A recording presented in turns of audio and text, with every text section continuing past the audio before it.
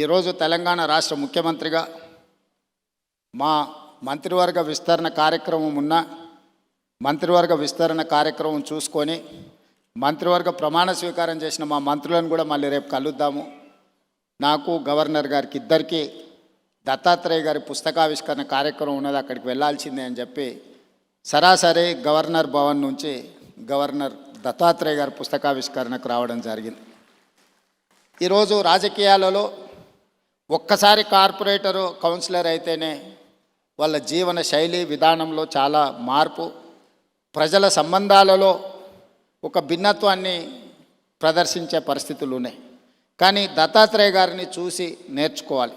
అజాతశత్రువు అనే పదాన్ని మనం పుస్తకాలలోనే చదువుకుంటాం, కానీ బండారు దత్తాత్రేయ గారిని చూసినప్పుడు ఆ పదము 100% వారికి సరిపోతుంది. జాతీయ రాజకీయాలలో అటల్ బిహారీ వాజ్పేయి గారికి ఉన్న గౌరవం రాష్ట్ర స్థాయి రాజకీయాలలో బండారు దత్తాత్రేయ గారికి ఉంది అని చెప్పి మనం ఈరోజు గుర్తు చేసుకోవచ్చు. అటల్ బిహారీ వాజ్పేయి గారు ప్రతిపక్షంలో ఉన్న, ప్రధానమంత్రిగా ఉన్న, పార్లమెంట్ సభ్యుడిగా ఉన్న, ఎన్నికల్లో ఓడిపోయినప్పుడు కూడా అటల్ బిహారీ వాజ్పేయి గారి గౌరవం ఎప్పుడూ తగ్గలేదు. పదవులతో వారి గౌరవం పెరగడం, పదవి లేకపోతే వారి గౌరవం తగ్గడం ఏమాత్రం లేదు అని అటల్ బిహారీ వాజ్పేయి గారిని మనం ఏ విధంగా అయితే అనుకుంటామో అదే విధమైన పోలిక పెద్దలు బండారు దత్తాత్రేయ గారికి ఉన్నది. వారు పార్లమెంట్ సభ్యుడిగా ఉన్నా లేకపోయినా, కేంద్ర మంత్రిగా ఉన్నా లేకపోయినా, గవర్నర్గా ఉన్నా లేకపోయినా, ఈ తెలంగాణ రాష్ట్రంలో ముఖ్యంగా ఈ జంట నగరాలలో బండారు దత్తాత్రేయ గారిని గౌరవించని రాజకీయ నాయకుడే లేడు, ఏ పార్టీ అయినా అయి ఉండొచ్చు.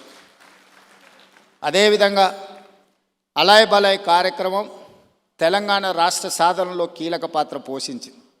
నాకు తెలిసి 19 సంవత్సరాల నుంచి బండారు దత్తాత్రేయ గారు నిర్వహించే అలాయ్ బలాయ్ కార్యక్రమం పూర్తిగా పనిచేసింది.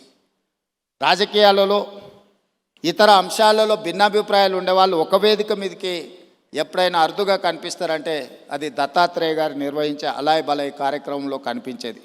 ఈరోజు వారి పుస్తకావిష్కరణలో ఈరోజు ఇంతమంది గవర్నర్లను ఒక వేదిక మీద నేను ఎప్పుడు చూడలే. ఈరోజు గవర్నర్స్ పరేడ్ లాగా ఉన్నది ఈ వేదిక. అంటే వ్యక్తిగతంగా వారితోనున్న అనుబంధంతోనే వీళ్ళందరూ ఇక్కడికి రావడం జరిగింది. తెలంగాణ రాష్ట్ర ప్రభుత్వంలో కాంగ్రెస్లో ఉన్న మంత్రివర్గం మొత్తం ఇక్కడనే ఉంది. మంత్రివర్గ సమావేశం నేను ఇక్కడనే పెట్టుకోవచ్చు అన్నట్టుగా ఉంది. ఎందుకంటే ఎవరు కూడా దత్తాత్రేయ గారిని భారతీయ జనతా పార్టీ నాయకుడనో లేకపోతే భారతీయ జనతా పార్టీ కార్యక్రమానికి పోతున్న భావన లేదు. ఒక మర్యాద కలిగిన రాజకీయ నాయకుడి కార్యక్రమానికి వెళ్తున్నామని చెప్పి ఈరోజు అందరి వేదిక మీద కనిపించడం జరిగింది.